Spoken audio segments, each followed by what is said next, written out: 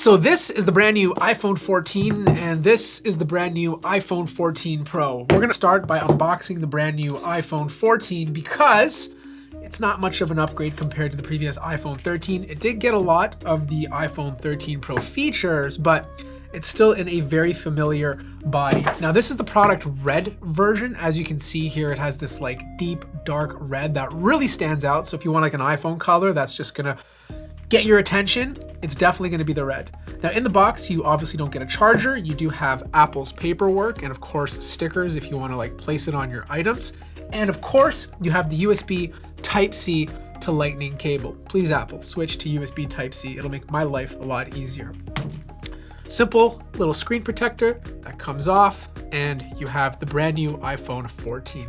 The one thing that I did notice with the new iPhone 14 is that the design, even though it's fairly similar to the previous one, you cannot use your old iPhone 13 cases. So if you're a maniac and you're upgrading year over year, you will have to buy a brand new case. What they've done though is place the volume rocker a little bit higher so that if you use your old case, you can't really press on the volume, so you have to buy a new one. Also, the camera is a bit different. Instead of using the same camera as the iPhone 13, it actually gets the main wide lens from the iPhone 13 Pro, so slightly better pictures when you're using the actual phone. Now, the Pro, which is the one I'm personally most excited about because it has all the new features, comes in a very familiar box. The way to tell the difference is that the new box has a pill-shaped cutout on the top, which we'll discuss Dynamic Island shortly, and the unboxing experience is identical to the iPhone 14. You just peel back these tabs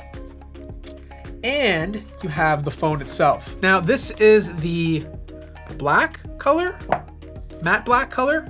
Yeah, space black, sorry. I kind of like it, you know, like it's not completely black, but it has like a nice texture to it. But as you can tell, I can tell right away, this camera bump is bigger than the previous one. Look at this. I don't know if you guys can see this on screen, but the bump on the new 14 Pro on the right-hand side is bigger than the 13 Pro to house that bigger 48 megapixel sensor. Of course, we have the removal of the plastic, another Type-C to Lightning cable in the box, and of course, we have the paperwork. Now, both the iPhone 14 and 14 Pro come with crash detection and the satellite rescue feature. If you're using crash detection, it's still more accurate if you wear an Apple Watch. That thing's strapped to your body, so it can accurately read using the sensors whether or not you got into a crash. Because let's face it, a lot of us throw our iPhones in cup holders or leave it on a wireless charger, so it's a tiny bit more difficult, but they do use audible sounds to detect whether or not glass has broken, and it also uses the barometer and the accelerometer to detect motion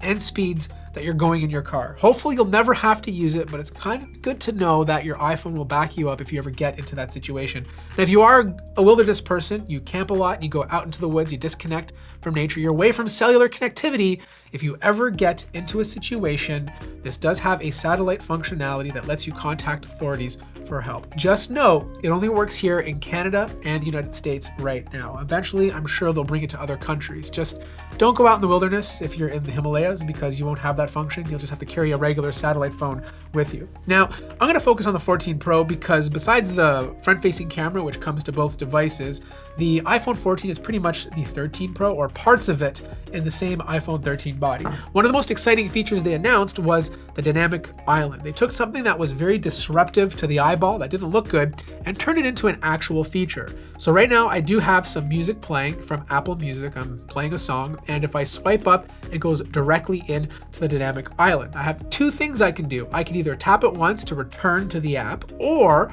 I can long press it and have a pop-up come up like a widget where it lets me do things like control the song or change it. Now, this works very well, and I like this feature. I think it's a good idea, but if you have the bigger iPhone, you might find this a tiny bit cumbersome because the bigger iPhone, you kind of have to use two hands, right? Like if I have the smaller 14 Pro, for example, I can kind of just stretch my thumb up there and bring up the app, or I can like long press on it and bring up the widget.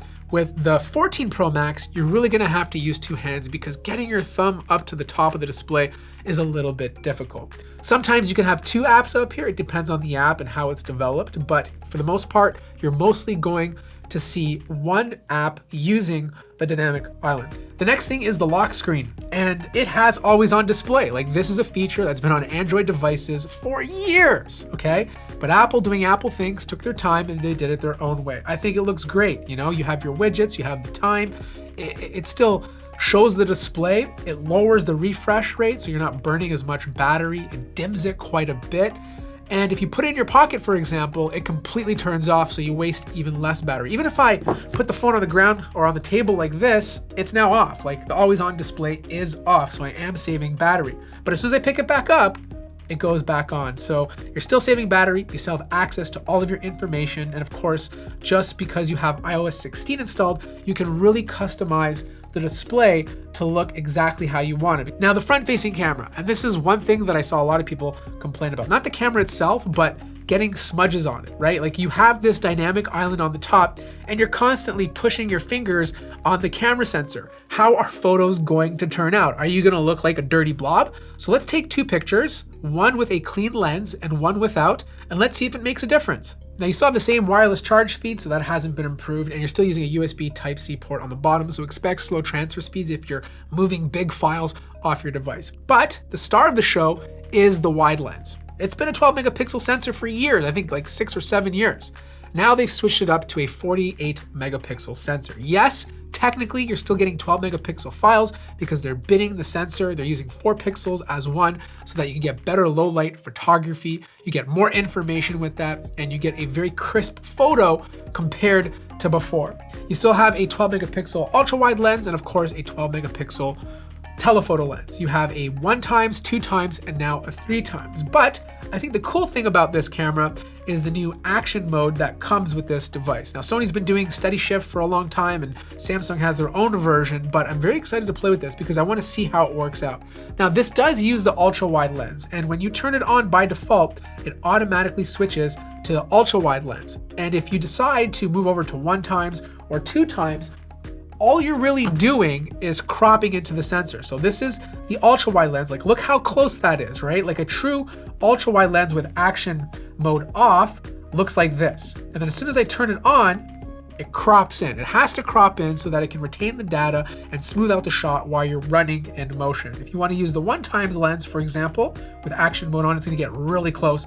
And the same holds true if you're using 3x. So that wraps up my first impressions of the iPhone 14 and 14 Pro. Really excited to get down and dirty with the 14 Pro because this camera, I have a feeling, is probably going to be the best camera of 2022. But if you're looking at the iPhone 14, it's going to be a good upgrade from an older iPhone. But if you can, take a look at companies like Best Buy or Amazon and see if they have any stock of the iPhone 13 Pro first, and if they're discounting it, because I think you might get a better deal and more features with that than simply jumping on the newer iPhone 14. If you have any questions, let me know in the comment section. Like the video if you liked it, subscribe if you haven't already, and I'll see you guys in the next one.